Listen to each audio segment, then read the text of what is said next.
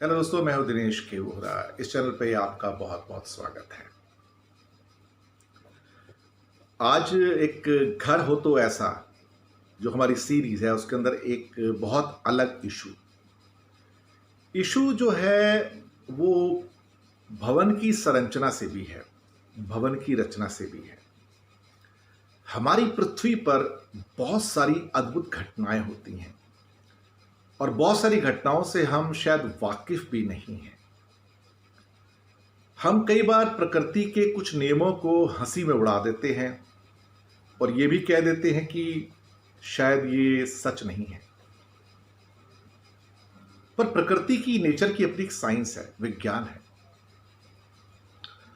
प्रकृति विज्ञान के बेस पे चलती है, प्योर साइंस। अगर धरती का रोटेशन है अपनी जगह पे, अपनी एक्सिस के ऊपर, तो वो भी एंटी क्लॉकवाइज है। अगर वो रेवोल्यूशन है सूर्य के आसपास, तो वो भी एक सच है। पूरा का पूरा हमारा जो मिल्की वे है वो भी मूव कर रहा है, ये भी एक सच है। हमारी धरती पर नॉर्थ पोल है और साउथ पोल है जो कि मैग्नेटिक पोल्स हैं, वो भी सच है। सूरज ईस्ट से निकलता है, वेस्ट में छुपता है, ये भी एक सच है। सूर्य की जो ट्रेजेक्ट्री है ईस्ट से वेस्ट की ओर जाने की, वो भी एक सच है। धरती में एक इक्वेटर लाइन होती है, भूमध्य रेखा, जो धरती को दो हिस्सों में बांट देती है। ग्लोब आधा ऊपर नीचे, आधा नीचे, वो भी एक सच है। हालांकि वो इमेजिनरी लाइन है, वो असली लाइन, वहां पे कोई लाइन खिंची हुई नहीं है, लेकिन धरती को दो पार्ट में बांटने वाली एक लाइन है जिसको इक्वेटर या भूमध्य रेखा कहते हैं। उस भूमध्य रेखा के ऊपर का जो हिस्सा है उसको नॉर्दर्न हेमिस्फीयर कहते हैं और इक्वेटर यानी कि भूमध्य रेखा के जो नीचे का हिस्सा है उसको कहते हैं दक्षिणी गोलार्ध या सदर्न हेमिस्फीयर। सदर्न हेमिस्फीयर के अंदर बहुत सारे कंट्रीज हैं। ऑस्ट्रेलिया है, न्यूजीलैंड है, लैटिन अमेरिका कई देश हैं, अफ्रीका के कई देश हैं, साउथ अफ्रीका पूरा है। कुछ कंट्री ऐसे हैं जिनके बीच में से इक्वेटर होके जाती है, यानी कि आधा कंट्री जो पड़ता है नॉर्दर्न हेमिस्फीयर में पड़ती है और आधा कंट्री पड़ता है सदर्न हेमिस्फीयर में। ऐसा कंट्री एक है लैटिन अमेरिका में, इक्वेडोर। एक और उदाहरण के लिए एक और ऐसा कंट्री है युगांडा, अफ्रीकन कॉन्टिनेंट के अंदर है। ये एक सच है, ये विज्ञान है। लाइन भले ही इमेजिनरी है, ये जो जीरो लैटिट्यूड की लाइन जिसको कहते हैं, भूमध्य रेखा मतलब जीरो लैटिट्यूड की लाइन, जो नॉर्थ पोल से जो साउथ पोल की जो लाइंस आती हैं उसको लॉन्गिट्यूड कहा जाता है, और जो खासतौर से बीच की जो लाइनें हैं सीधी जो ईस्ट से वेस्ट की ओर चलती हैं वो सारी होती हैं लैटिट्यूड। तो भूमध्य रेखा यानी कि बीच की, उसको कहते हैं जीरो लैटिट्यूड। जैसे लॉन्गिट्यूड में जो जीरो और लॉन्गिट्यूड है वो ग्रीनविच की गिनी जाती है जो इंग्लैंड के अंदर है। अब यहां पे एक साइंस की खास तौर से आज हम चर्चा करने जा रहे हैं जो आपको भी हैरानी होगी। नेचर है, प्रकृति है। प्रकृति के अंदर जो नॉर्दर्न हेमिस्फीयर है, नॉर्दर्न हेमिस्फीयर, यहां पे जो चीजें हैं, जो धरती है और धरती से रिलेटेड जो मूवमेंट्स हैं, चाहे वो आसमान में बादलों के हों या समुद्र के हों या उनके करंट्स भी हों, वो क्लॉकवाइज है। और जो सदर्न हेमिस्फीयर है वहां पे ये जो हवाओं के जो ज्यादा करके मूवमेंट्स हैं या समुद्र के जो करंट्स हैं वो एंटी क्लॉकवाइज हैं।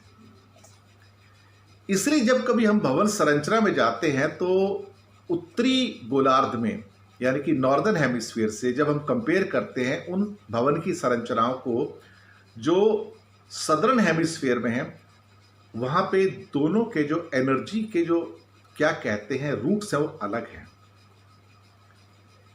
अब यहां पे बहुत सारे लोग ये प्रश्न पूछते हैं कि क्या कोई इसका आधार है, कोई इसका सच है कि नॉर्दर्न हेमिस्फीयर में सारे जो धरती के नेचुरल मूवमेंट्स हैं क्लॉकवाइज हैं और सदर्न हेमिस्फीयर में सारे एंटी क्लॉकवाइज हैं।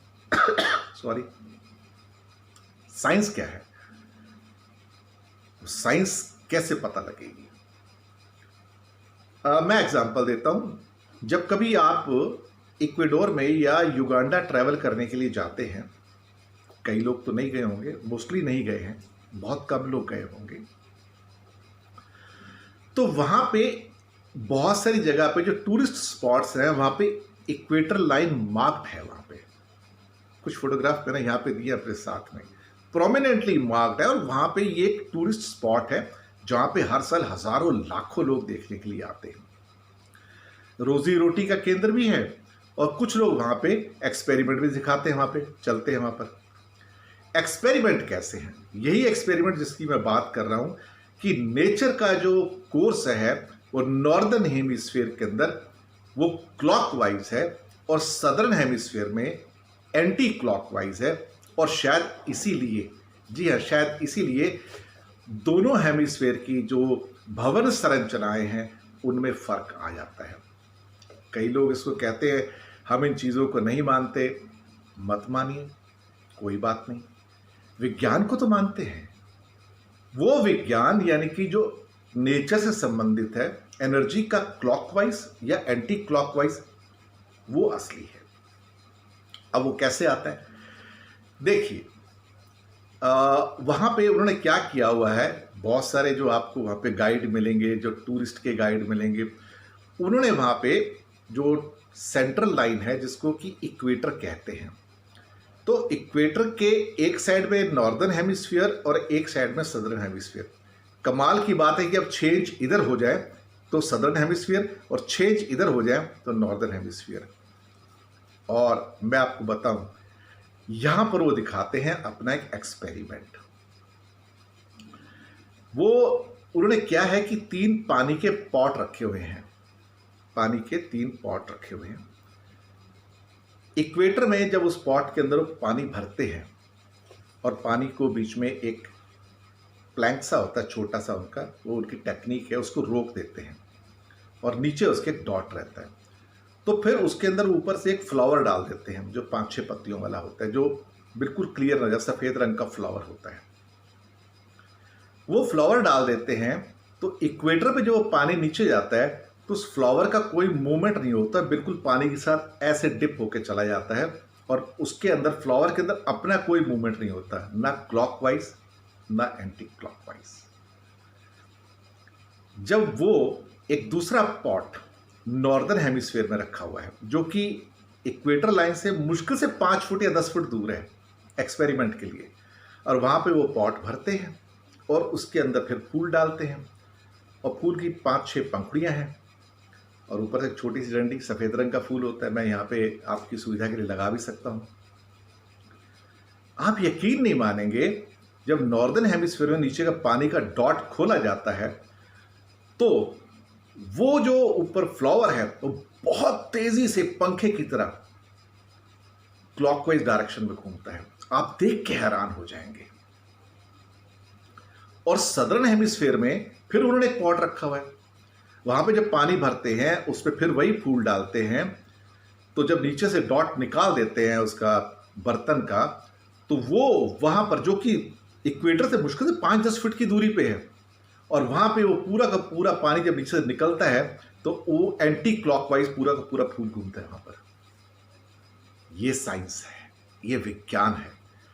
ये शो करता है कि इक्वेटर के ऊपर जो एक्टिविटीज हैं वो जीरो हो जाती हैं, स्टिल हो जाती हैं, और नॉर्दर्न हेमिस्फीयर में सारी एक्टिविटी जो साइंस की हैं, एनर्जी की हैं, समुद्र के करंट्स की हैं, हवाओं की हैं, वो होती हैं सारी की सारी, जिसे कहा जाए क्लॉकवाइज, और सदर्न हेमिस्फीयर में हो जाती है एंटी क्लॉकवाइज। और ये प्योर साइंस है। अब यहां पर मैंने आपको वीडियो नहीं दिखाया, मैंने क्या किया है कि नीचे डिस्क्रिप्शन में उस वीडियो का लिंक दिया हुआ है, आप उस वीडियो को देखिए। ज्यादा बड़ा नहीं, 3-4 मिनट का, बहुत इंटरेस्टिंग है। ये the real middle earth visiting the equator in Uganda. ऐसे आपको और भी बहुत वीडियो मिलेंगे जो कि इक्वेडोर के हैं, युगांडा के हैं, एक नहीं बहुत मिलेंगे, मैं आपको बताऊं। और वो आप देखिएगा, तब आपको ये समझ आएगा कि ये सारा का सारा विज्ञान का रहस्य क्या है। कैसे धरती के जस्ट इक्वेटर के, भूमध्य रेखा के 6 इंच इधर, 1 फीट इधर, धरती का जो एनर्जी का सर्कल है उसकी दिशा बदल जाती है। आप सोचिए, ये जो एनर्जीज हैं सारी, हवा हो, समुद्र के करंट हो, बादल हो, ये सारी की सारी ऊर्जाएं हैं, एनर्जीज हैं। और ये एनर्जीज हमारे घरों में रहती हैं। और जब हम किसी भवन की संरचना करते हैं, भवन की रचना करते हैं, भवन बनाते हैं या कोई और ऐसी संरचना करते हैं, तो उसके ऊपर असर होता है इन एनर्जीज का, क्लॉकवाइज या एंटी क्लॉकवाइज। इसके लिए अगर ये संरचनाएं नॉर्दर्न हेमिस्फीयर में क्लॉकवाइज होती हैं तो उसका विज्ञान अलग है, और सदर्न हेमिस्फीयर में, दक्षिण गोलार्ध में अगर ये सारी की सारी देखा जाए तो एंटी क्लॉकवाइज होती हैं तो उसका साइंस अलग है। ये समझने की बात है, और इस विज्ञान के द्वारा, इस एक्सपेरिमेंट के द्वारा हमने आपको ये समझाने की कोशिश की कि कितना फर्क है धरती के ऊपर एनर्जीज के सर्कुलेशन का, नॉर्दर्न हेमिस्फीयर में और सदर्न हेमिस्फीयर में। वीडियो का लिंक नीचे दिया हुआ है, आप ये मेरा वीडियो पूरा देखिए, नीचे जाइए, क्लिक कीजिए और अपनी आंखों से देखिए ये क्या चीज है। आप हैरान हो जाएंगे, सच में आप हैरान हो जाएंगे। मैं आपको बताऊं, ये विज्ञान है। हमारी सारी संरचनाएं अगर विज्ञान के आधार पर होती हैं, भवन की संरचनाएं, तो शायद हम बहुत कुछ कर सकते हैं, क्योंकि भवन की संरचनाओं में एनर्जी इन्वॉल्व है, जो उनकी फॉर्म से संबंधित है, उनके प्रोपोर्शन से संबंधित है, उनके ओरिएंटेशन से संबंधित है, उनके मटेरियल से संबंधित है और उनकी फंक्शनिंग से संबंधित है। और हमारे शरीर और भवन, इन दोनों की संबंध से संबंधित है, क्योंकि सिर्फ हम अकेले नहीं हैं ना। इस यूनिफॉर्म में, यूनिवर्स में 3 चीजें हैं जहां से ऊर्जा ग्रहण होती है। एक है हमारा शरीर, जो ऊर्जा का स्रोत है। जी हाँ, इसे एक भाषा में कहा जाता है घट आकाश। क्या कहते हैं? घट आकाश। दूसरा होता है ग्रह आकाश, यानी कि आपकी बिल्डिंग, भवन। और तीसरा होता है महाआकाश, यानी कि यूनिवर्स। इन तीनों का आपस में संबंध किससे है? एनर्जी से, ऊर्जा से। और यहां पर मैंने आपको बताया कि कैसे नॉर्दर्न हेमिस्फीयर में और सदर्न हेमिस्फीयर में ऊर्जा का संचालन कैसे बदल जाता है। ये विज्ञान है। ये नीचे दिया हुआ वीडियो आप देखिए, आपको समझ आएगा। फिर और आने वाले अंकों में और बात करेंगे, आपको अच्छा लगेगा। तब तक इस इक्वेटर के, नॉर्दर्न हेमिस्फीयर के एक्सपेरिमेंट के, सदर्न हेमिस्फीयर के एक्सपेरिमेंट के वीडियो देख के मजे लीजिए और इस लिंक को आगे बढ़ाइए। घरों तो ऐसा प्रोग्राम आपके लिए है।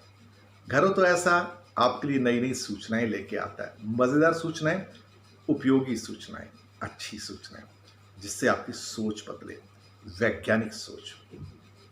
शुक्रिया आपका। सब्सक्राइब करना मत भूलिएगा, लिंक्स आगे जरूर भेजिएगा, अपनी फीडबैक देते रहिएगा और हमें अवगत कराइए कि आपको इस कार्यक्रम में और क्या चाहिए। दिनेश वोरा को दीजिए इस चैनल से इजाजत और शुक्रिया आपका। बहुत जल्दी हम आपसे मिलेंगे।